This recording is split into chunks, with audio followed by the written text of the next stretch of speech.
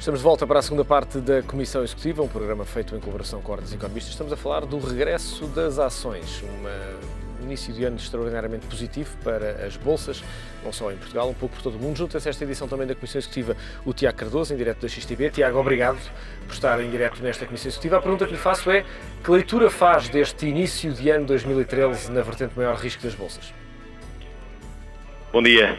Bom, os mercados em 2013 já podemos verificar que estão a ser alvo de um grande apetite pelo risco, nomeadamente no que toca ao apetite pelo risco gerado pelas principais bolsas asiáticas. Como sabemos, os grandes drivers do mercado neste momento estão no Japão e na América, com a resolução do Fiscal Cliff. De facto, em cima do final do ano termos chegado a um entendimento, embora sobre muita pressão, mas tínhamos chegado a um entendimento, veio criar algum apetite pelo risco, o S&P em máximos de 5 anos, e o facto também de no Japão estarmos com todas estas políticas de facilitismo monetário introduzidas pelo novo primeiro-ministro japonês, Shinzo Abe, estão a fazer com que as chamadas high yield currencies estejam a ganhar bastante força. O euro é uma delas. O euro já valorizou cerca de 3 cêntimos face ao dólar desde o início deste ano. Já estamos praticamente a atingir novos máximos já desde meados do ano passado, e as perspectivas são para ser muito positivas. Isso também fica podendo ser visto nos índices europeus. O DAX também principalmente ontem, teve uma evolução muito positiva, e eu acredito que este tipo de ativos de maior risco possam ser influenciados por este grande apetite que está a ser gerado, obviamente também com a ajuda da Europa, com a grande confiança dada por Mário Draghi, principalmente desde junho, em que ele veio referir que iria fazer de tudo para defender o euro, e que até avisou os traders e todos os investidores para não experimentarem shortar euro. A verdade é que crescemos desde $1,20 até 1,34, sensivelmente, o que estamos a fazer agora. Obrigado, Tiago. Obrigado também por estas explicações. Bom trabalho. O Tiago Cardoso, em direto da XTB, a dar-nos também aquilo que é uma visão sobre o mercado neste início do ano. Pedro, temos muitos assuntos para falar nesta segunda parte. Vamos começar pela banca. Basileia o Comitê de Supervisão Internacional acabou por alargar um pouco aquilo que era a pressão sobre a recapitalização de bancos, cumprimento de alguns rácios. Houve quem visse neste alargamento ou neste tirar de pressão o facto de alguns bancos não estarem preparados para fazer, outros viram o facto de os bancos já não precisarem de o fazer. Qual é a leitura que o Pedro faz? Eu acho que os bancos obviamente precisam de capital para cumprir os rácios de capital. O problema era a pressão com que os bancos enfrentam. Por um lado, têm que continuar a financiar os governos, porque na Europa e por todas as economias desenvolvidas, as economias os governos continuam a apresentar déficit, ou seja, por um lado é necessário continuar a financiar o Estado, por outro lado toda a gente grita para os bancos que têm que financiar a economia e as empresas. Ora, não é fácil financiar os dois lados, quando ainda por cima existiam rácios de capital muito mais elevados que os obrigavam a ter capital parado de lado para fazer face a incertezas, como nós falámos há pouco, as incertezas que até as próprias empresas se recusam muitas vezes a gastar dinheiro devido a este aumento da desconfiança. E por isso não desapareceu a necessidade de capital dos bancos. O que nós assistimos foi a uma tentativa de dar mais folga aos bancos.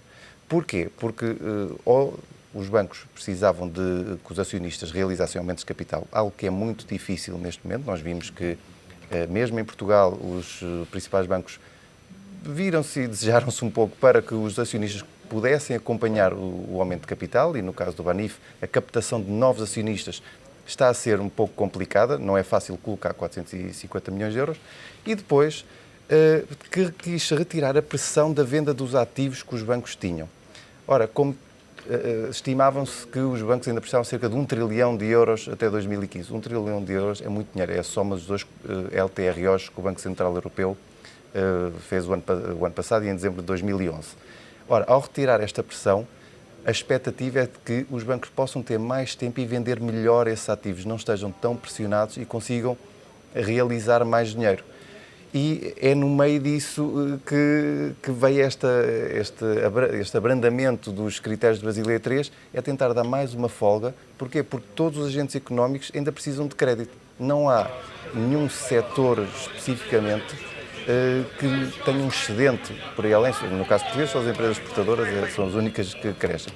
Tudo o resto, o Estado precisa de dinheiro, os particulares precisam de refinanciar os seus créditos, a maioria das empresas continua a necessitar de refinanciamento. Isto, conjugado com maiores necessidades de capital, não era muito execuível até 2015 e até porque há outro fator. Um dos problemas que nós vamos assistir, ou dois, que eu acho que vamos ter no próximo ano e meio, são o vencimento das LTROs em dezembro de 2014 e em fevereiro de 2015, são 1 trilhão de euros, que os bancos também tinham que pagar ao Banco Central Europeu. Ou seja, somando isso às necessidades de 1 trilhão também que tinham que cumprir para os rácios de Basileia III, já estávamos a falar de 2 trilhões. E depois é esta bolha no mercado de obrigações. As pessoas têm que perceber, uma bolha nunca acaba bem. E das duas, uma. Normalmente rebenta sempre com as bolas de sabão, não é? Normalmente rebenta. E estar a pedir aos investidores que comprem obrigações de tesouro a 10 anos e que demorem 54 anos a reaver o seu capital, porque a taxa de juros é 1,8%, bem, eu acho que isto vai acabar mal.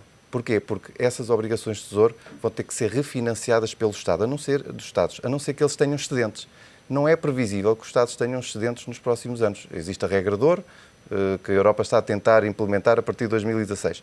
Mas se isso não for avante, significa que esta dívida vai ter que ser toda refinanciada. Eu não estou a ver os bancos a refinanciarem a taxas tão baixas, principalmente se os bancos centrais tiverem que subir as taxas de juros, diretoras a mais médio prazo.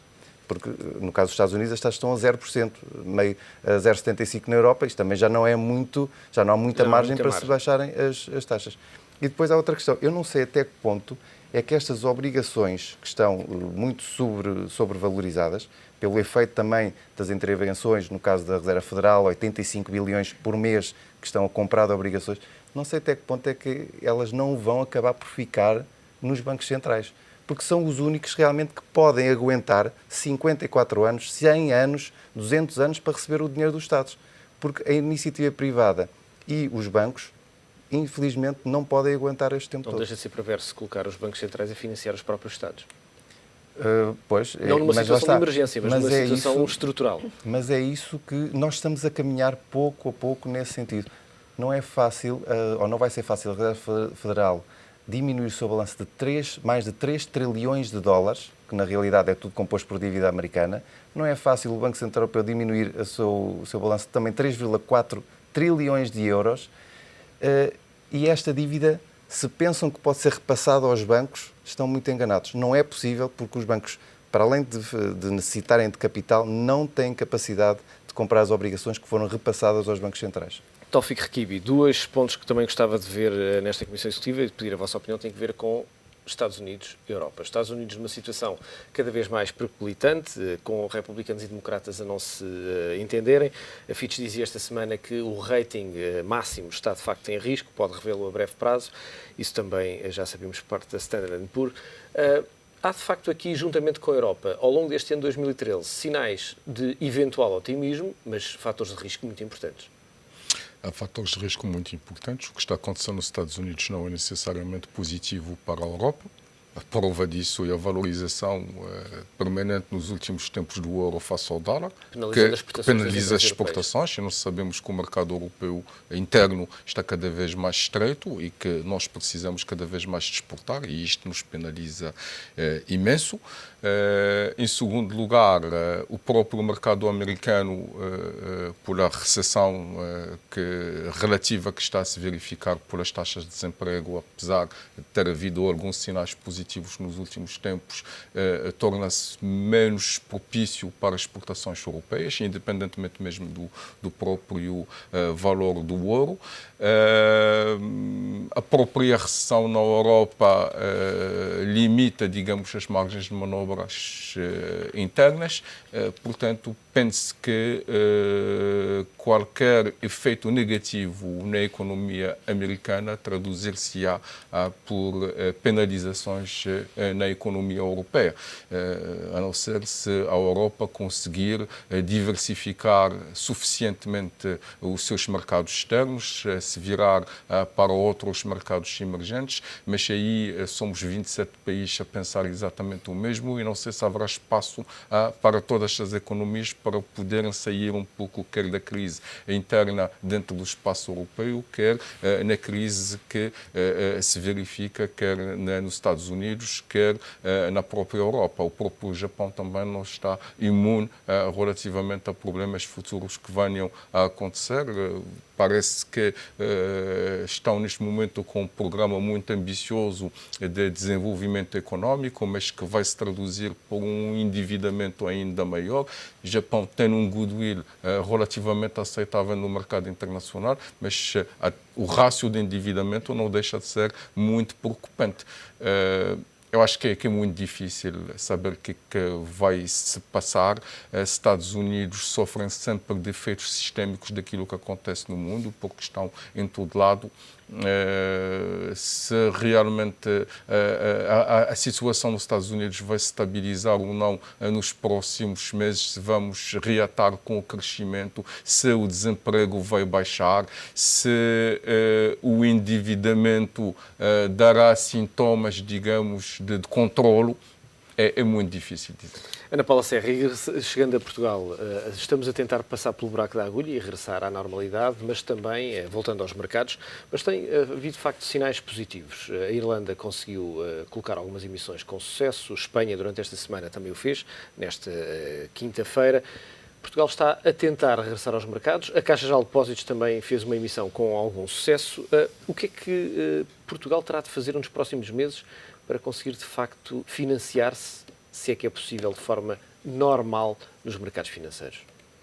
Muito do que está a ser feito, apesar das consequências que tem para todos nós, acaba por ter um efeito de facto positivo a nível da confiança que os investidores estrangeiros podem ter relativamente às redução do déficit e à redução da dívida.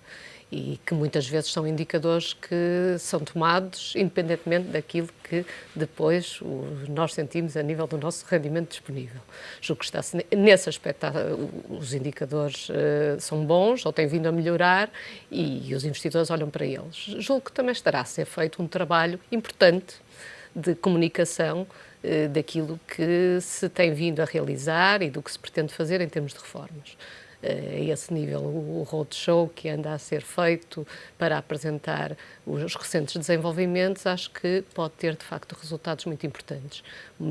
E ter esse cuidado, compreender que muitas vezes não é só o que se está a passar, mas a forma como se comunica o que se está a passar, também pode, de facto, ser muito importante.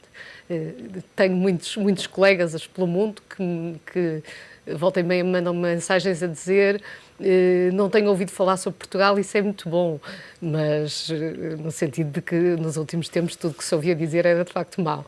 Mas também é bom comunicar que há reformas que estão a ser feitas. Agora, o entendimento que se vai conseguir nos próximos tempos, em termos das reformas estruturais, poderá de facto ser determinante para que haja alguma credibilidade relativamente àquilo que vai ser, no fundo, a redução da dívida e a redução dos déficits orçamentais. O comportamento das empresas portuguesas, são questões um bocadinho à parte, não é? A banca, sim, sempre ainda não conseguimos fazer, não é? No fundo, separar o sistema financeiro da parte não é? Da governamental, da dívida soberana, mas no caso das empresas privadas, o que também elas têm feito um esforço de comunicar melhor qual é, no fundo, a sua atividade económica, quais são os progressos que têm feito e os roadshows que se fazem pelo mundo também, de facto, também aí, que recentemente se vai fazer em Londres, são levadas por este e aquele banco, são importantes para saber quais são, de facto, as metas que estão a conseguir concretizar. Mas estamos a falar de meia dúzia de empresas, ainda assim. Relativamente, de facto, às metas governamentais, não é? Temos que esperar um pouco mais para perceber se não é mais wishful thinking e se realmente vamos conseguir realizar aquilo que precisamos para atingir esses objetivos que os mercados vão estar atentos e os investidores internacionais também. Apenas uma nota, se permitir, e em complemento daquilo que foi dito, e preciso não cair no engano que o regresso aos mercados significa o fim da austeridade. Até porque o preço que os mercados exigem não significa isso. É mais alto que nós estamos a pagar. Vamos ter que continuar a cumprir, vamos ter que continuar. Aliás, o Primeiro-Ministro já falou da próxima meta é reduzir o nosso endividamento e restabelecer o rácio da dívida externa e colocá-lo a um nível aceitável, que são 60%. Portanto, o facto de regressar aos mercados significa que devemos continuar na linha de um conjunto de medidas que nos foram impostas por a Troika e, portanto, não há muita margem de manobra. Claro, eu só gostaria de salientar que, de facto, as reformas que são feitas, e então toda essa discussão, que é uma discussão mais política, que não gostaria muito de entrar por aí, mas se de facto não forem bem pensadas, podem ter reflexos negativos no crescimento económico e de onde o problema complica-se. Não é? Porque depois não há um lado. Isto são dois aspectos, são sempre dois aspectos, estamos a falar sempre em termos relativos. Não é? Temos a economia e temos o financiamento da economia. É preciso arranjar crédito, mas é preciso arranjar dinheiro para pagar o crédito que se vai pedir ao mercado. Pedro, quando olhamos para este ano de 2013, consegue vislumbrar uma luz ao fundo do túnel? Há alguns sinais positivos, há algumas ondas que estão a ser criadas, mas conseguimos colocar a prancha para conseguir tirar partido deste bom mood que nestas semanas se criou relativamente ao regresso aos mercados de países periféricos? Eu começava por fazer uma citação que é: cuidado com o que desejas porque pode se tornar realidade.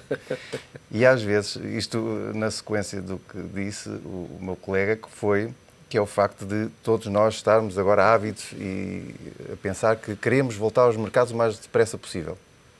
Bem, eu só compreendo isso como uma sinalização aos investidores e aos nossos credores internacionais que nós estamos a cumprir e que vamos conseguir. Porque, na realidade, esta austeridade vai ter que durar muito para lá de 2014 e as pessoas têm que perceber isso. Ainda esta semana foi divulgado que, para nós atingirmos os 60% do PIB, com uma taxa de crescimento de 4% ao ano, em termos nominais e reais...